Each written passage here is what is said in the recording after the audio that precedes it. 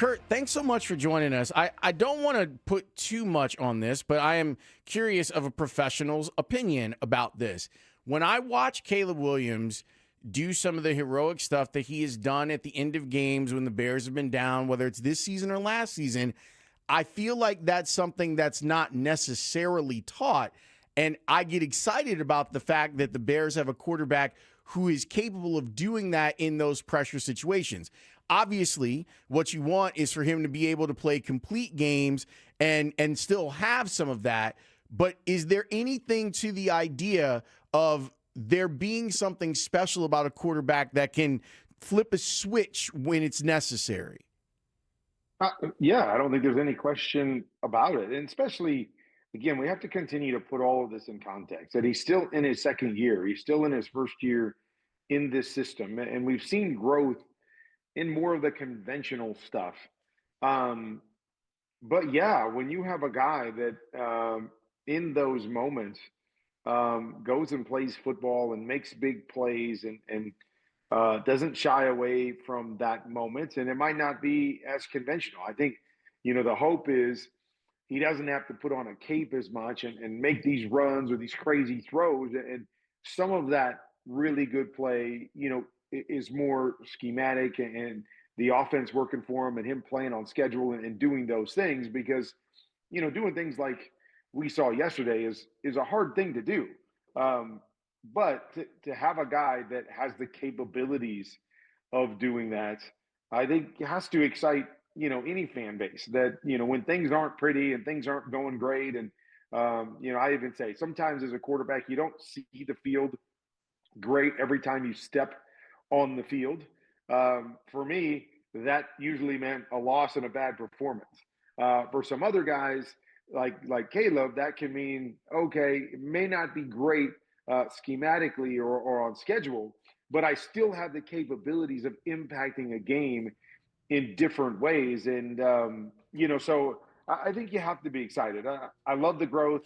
I love that we've seen some steps. It's not there yet, but then you couple that with I just think the kid is competing every time out, and he's battling, and he never gives up. And yeah, that to me I think is just as exciting for a locker room when you've got a guy that again is not perfect, but that he's going to compete and he's going to battle every single time you go out there until the whistle blows. Yeah, I think it's an exciting thing. For the Chicago Bears fans, and they're finding ways to win in this transition period. I think it's been great. It's good stuff from Kurt Warner, as it usually is on Spiegel and Holmes.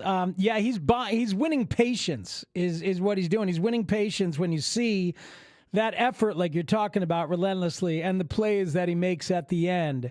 As you watched him in structure yesterday, can you tell, did you see him getting to his third read or even his fourth read on more occasions? I felt like I was seeing that, but I'm not sure. I can't say I necessarily saw that. Yes, I thought yesterday's performance was just kind of up and down, all across the board.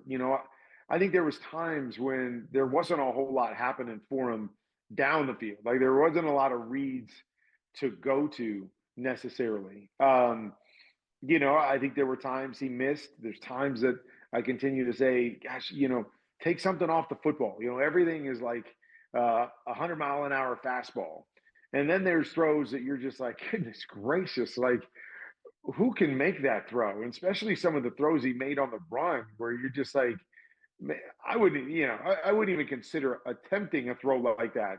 And, he misses by inches. And so, yeah, I thought it was an up and down performance by their offense as a whole.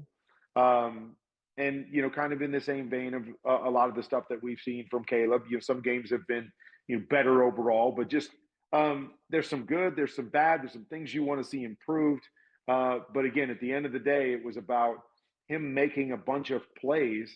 And that was the reason that they ended up winning that football game is because he was just making some plays, whether that was inside the pocket or outside the pocket. Just made enough plays, including the final touchdown run to get him to win.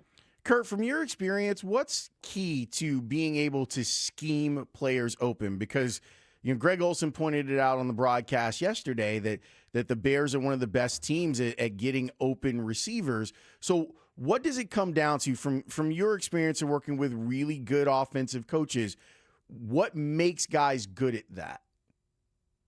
Well, I mean, I think it's having a vision for what the possibilities are. So here's the thing is that, I think sometimes, we speak over people's heads and we try to make, you know, defensive football like rocket science.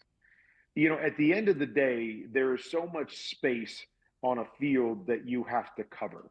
And usually you're covering that space with 7 guys. And thus the reason we have the different coverages that we talk about. Cover one obviously is man-to-man coverage. So you're just covering in man. You got a guy in the middle of the field that's kind of helping. Cover two, 5 guys covering the zones underneath and 2 guys covering deep. Obviously cover three, 3 guys deep, 4 under, and then cover 4 the opposite, 4 guys deep, 3 under. And so the idea is that the defense still has to cover the field. And they're going to find creative ways to do it, and they're going to bring some pressures and those kinds of things. But those zones are always going to be those zones. And so to me, a good play designer is one that understands the zones he's trying to attack and how to use his different guys to put, I always use the term, put someone in conflict. That to me is what good play design is all about. It's not just putting a bunch of guys in different spots and expecting somebody to necessarily win a one-on-one matchup, or you to call a play at exactly the right time against exactly the right defense, and then it can be successful. To me, good play designers and guys that can get guys open are guys that can go, okay, these are the variety of coverages that this team plays. And I want to design a play that attacks the responsibility of different guys. So if we get cover 2, or if we get cover 3, or if we get cover 4, we're doing something that should give our quarterback an answer or a chance to get someone open. And, that to me is what I look at, when I watch film and I watch play designers and different play concepts. I'm always putting myself in the quarterback's shoes and going, okay, what would I do here? And why does this work or why doesn't this work? And, and then you look at it against the coverage that they're actually seeing and go, oh my gosh, quarterback has no chance. Or, oh, what a great play design against this coverage because this is where it stresses that defense. And so it's being able to build plays that have answers against the variety of different things that you're going to see. Where more times than not, it, I don't want to say makes it easy on your quarterback, but it gives your quarterback an answer, and it sets up your receivers to have a chance to win. And sometimes defenses win, right? Sometimes, they fall into it, or, teams will play some match coverage. So it's a zone, but somebody will run and kind of match to a guy and play more man. So it can take away, that conflict player that we're trying to get. But that to me is what it's all about, is understanding that. I was covering the Colts this weekend in Germany, and I think Shane Steichen does a great job of doing just that. Like, hey, we're going to run this route, and we're going to run it in this way to kind of clear this guy out, and then we're going to do this because I know the responsibility of this guy in this zone is such and such. So we're going to attack his responsibility and stress him that way, and then have an answer if he does this or an answer if he does that. Like, that's the kind of stuff to me that makes good play design, that creates opportunities for guys. And, and I can see just the opposite. I can see other guys. So here's the kind of the beautiful thing is when you have a good play designer and you see those details and why those details are so important. And then you'll see another team that will run the exact same play and their details are terrible and they don't attack it the right way, and they don't have the release pattern the right way. They don't have the spacing the right way. And a defense easily covers it because of that. And so that's another aspect to great play designers, in my opinion, are those little details that they realize make dramatic differences for getting a guy open, creating space, really stressing what a defense does. And you'll have a lot of teams that will run the same plays in essence, right? The basic same plays. We say maybe 65, 70% of offenses are going to have, kind of the same play ideas within them. But how you run those plays and how you get to those plays and how you motion and formation and who you put where and how you release and all that stuff makes a huge difference. So we can look at it, same play so-and-so ran, but one team's so much more effective with it than another team. And so there are so many things that go into it, but ultimately it does come down to there are certain zones on the field that every defense has to cover. How are they going to cover it? How are we going to exploit those, those different zones with our concepts is what it comes down to. So as you're talking, Kurt Warner, I'm picturing Isaac Bruce and Torrey Holt running wide open on crossers way down the field. And I'm thinking about, Al Saunders and Dick Vermeil and Don Coryell, but also Mike Martz. And I remember talking to Mike Martz when Ben Johnson got hired and him saying that that's his favorite play caller in the NFL. So as you're talking about it, you can, it makes sense from your experience on some level that Martz is a big fan of Ben, doesn't it?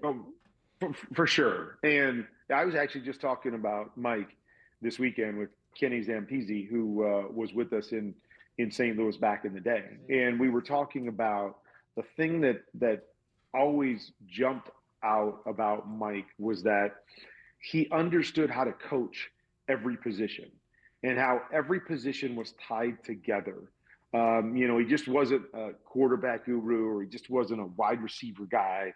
And we hear that about Ben, Kurt. Tight ends. We hear that about Ben, but tight ends, and even the offense. Darnell Wright said that Ben has a way of making him feel like the most important guy on a given play. So it's understanding how the nuance of all of that stuff, ties together, what the offensive line does and the steps that they make, like I talk about all the time, release patterns to me are so important. Is it just easiest release, just get to your spot? Or is it, we need you to dive inside. We need you to press outside and those things that become so important. Splits, we're going to have a whole bunch of different splits. Why? Well, because we want to shrink a cornerback. So we're going to have a tighter split because we're going to try to get outside and gain leverage outside. Like all of those things and how they stack on top of one another is so important. And again, I think there's a lot of, people out there. And again, I don't want to say that they're bad coordinators or they're, not great football people, but that don't understand that part of it. And so they're stealing a play from somebody else on film, but they don't really know why they're doing it. I would think all the time when I was, back to playing and coaches would put in plays and I would see the game differently a lot of times than my coaches. And so one of my biggest questions was always just why? Okay, why are we running that route like that?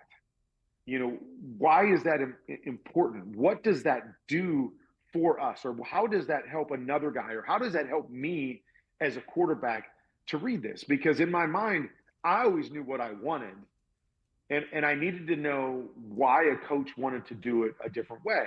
And whenever I heard, well, that's just how we do it, I knew right then and there, they don't know why we're doing it that way. We're doing it that way because somebody told them to do it that way, or because they pulled it off, a film and said, oh, this is how they did it. Like, to me, every detail should have a why. Why are we releasing this guy inside? If I'm releasing him inside, why? Why are we doing this? One of the biggest things for me, if you guys could follow this, is I ask all the offense coordinators that I talk to now, that over the years, as I've put in offenses and run offenses and design plays and stuff, whenever I get a guy in a slot position as a wide receiver, I never straight vertical release him. That guy is either going to be bursting outside or seaming inside. And I'm continually asking offensive coordinators, if you straight vertical release a guy, what benefit does that give you? Like, because I see it happen all the time, right? And it's just kind of a natural thing. Oh, we just run up here and run the route. But I always ask them, when you straight vertical, what benefit does that give you? Because if I seam or if I burst, it creates movement by the defense. And that's what I should say. It creates movement or it gives me leverage, one or the other. If they don't move, we gain an advantage. If they move, we gain an advantage because we're creating movement and reads for the quarterback. So I never have my slot receiver straight vertical release any route that he runs.